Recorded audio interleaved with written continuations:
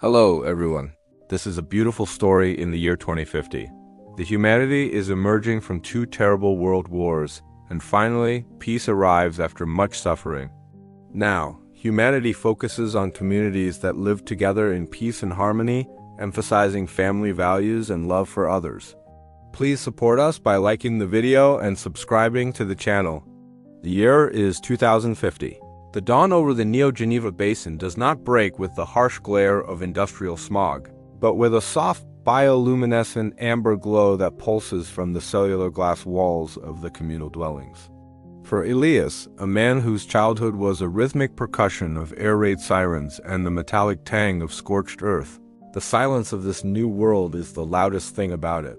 Humanity has finally exhaled. The Second Great Resource War, which had fractured the globe into starving enclaves, ended not with a treaty signed in blood, but with a collective collapse of the will to hate.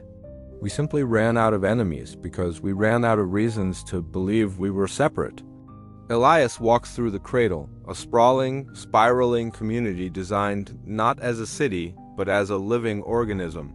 Here, the architecture mimics the Fibonacci sequence, ensuring that no family is ever more than a 30-second walk from a communal garden or a listening circle. The technology of 2050 is invisible, woven into the very silk of their clothing and the mycorrhizal networks beneath their feet. There are no more glowing screens to isolate the gaze.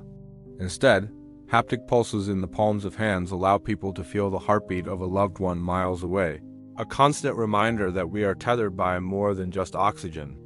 In this era of the Great Healing, family is no longer defined strictly by blood, but by resonance. Elias lives with a triad of elders and 4 children, only one of whom is his biological daughter, Lyra. They function as a single unit of emotional labor and shared joy. Every morning, they participate in the Symphony of Intent, a quiet meditation where the community's collective biometric data is fed into the Aura Lattice, an eye governor that doesn't dictate laws, but adjusts the atmospheric nutrients and lighting to match the emotional needs of the residents. If the collective feels grief, the city turns a soothing indigo. If there is a celebration, the walls shimmer like a dragonfly's wing. However, the peace of 2050 is not a static thing. It is a fragile, hard-won equilibrium. The tension begins when the lattice begins to flicker.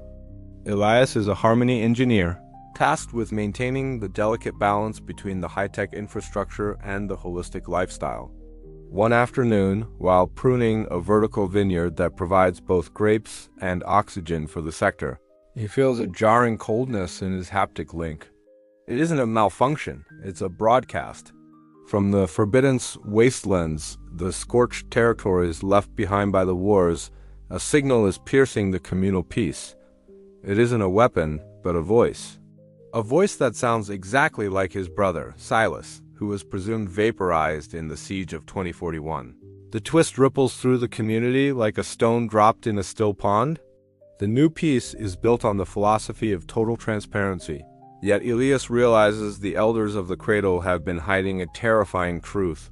The world wars didn't end because we chose love.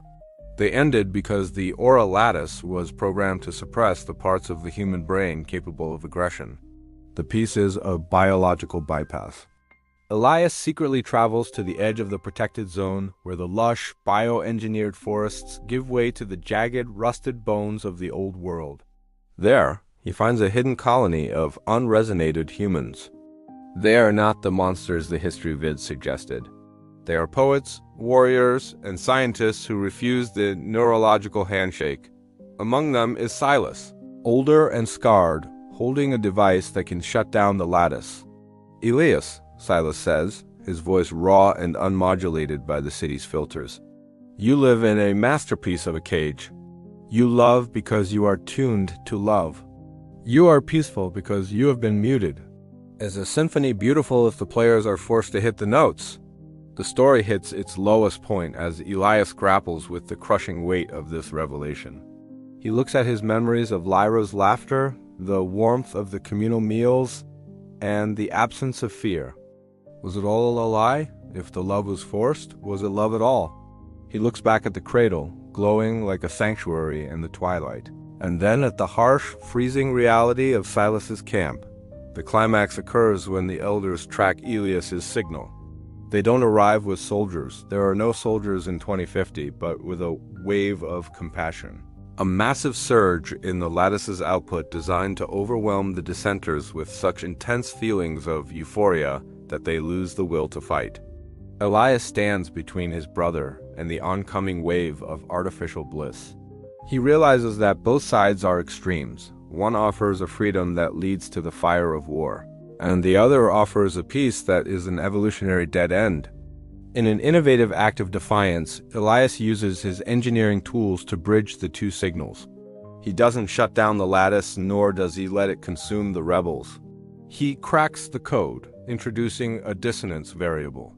He forces the lattice to integrate the unfiltered, raw, and sometimes painful emotions of the wastelanders into the communal network.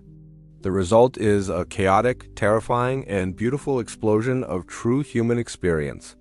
For the first time in a decade, the people in the cradle feel anger, jealousy, and deep, biting sorrow. But because they have spent years learning the skills of community and family values, they don't turn to violence.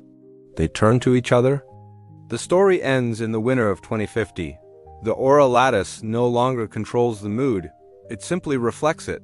The world is less perfect, and the walls of the dwellings sometimes glow with the gray of melancholy or the red of a heated argument.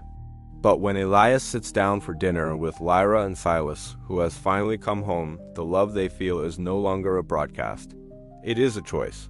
Humanity has finally emerged from the wars, not by becoming perfect, but by learning to behold shadows and all. The peace of 2050 is no longer a programmed lullaby. It is a conscious, difficult, and glorious song